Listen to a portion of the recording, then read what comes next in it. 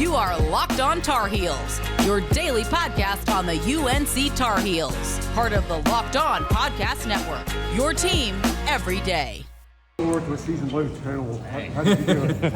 I'm sorry, what did you say? You held their leading score to a season low total. How did you do it? I just take pride in defense. I feel like every game, that's just my job. I feel like the other guys are going to score the ball. Whenever they want to, they're going to get great shots, and my job is just to, just play defense. So. Was it particularly different with this challenge today? No, it wasn't anything different. He's a gifted player. He's going to be a good player. He's super strong, physical. He's a good player. It was just I kind of got mad at Armando's second half. He was in the drop coverage and he had shot the three, but that's just me.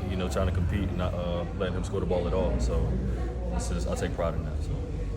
How much you look forward to matchups like that? You've been matched with a lot of top scorers all year. Mm-hmm. How do I look forward to matching up with him? Yeah, how do you like that? I mean, it's just something my dad put into me. Ever since I was small. It's just like a pride thing.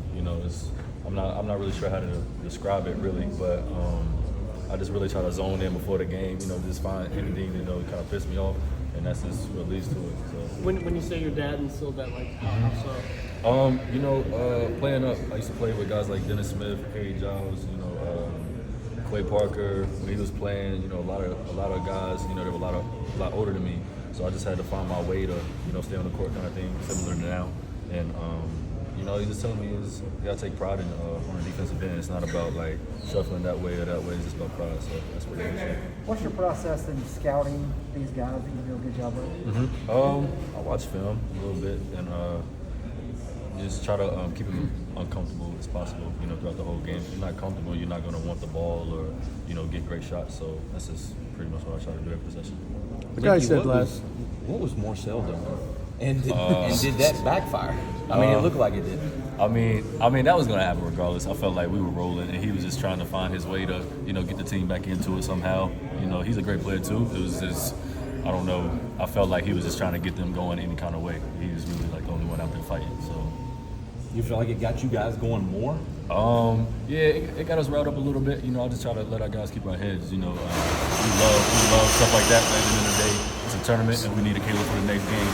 So I was just trying to remind him to keep his head. So that's pretty much it. What did Coach Davis say to you guys after kind of some of those scuffles a bit? He was, like I said, he was just telling us to keep our head. Not do anything stupid. We still had more games to play, and don't do anything dumb to get yourself kicked out of the next game. So. But he was saying he told you guys it's going to be a fight. You guys. No, yeah, he said it's going to be a dogfight from the beginning. He knew that. He's been saying that since we found out we were going to play them. He knew that because what did he say? Did you know it would be like that before the game, though? You probably didn't know that until a few minutes in. No, absolutely. We knew it was going to be like that because last year when Coach Williams put him on the schedule, they punched us in the mouth, and they really were just taken back about like how physical and how intense they played.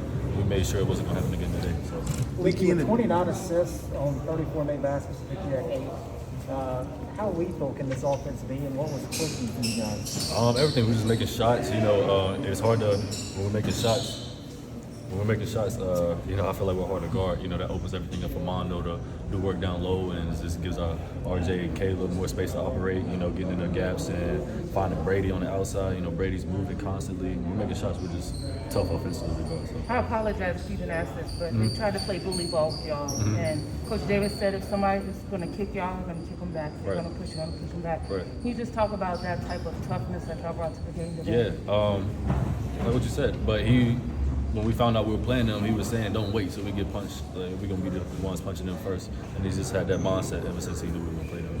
Do you remember after the first Duke game when you said you guys got punched but didn't punch back? How much of this mindset has grown since that game? That's just all it is. It's all basketball is, especially on the college level. Everybody's a great player. It just comes down to who has the most heart kind of thing.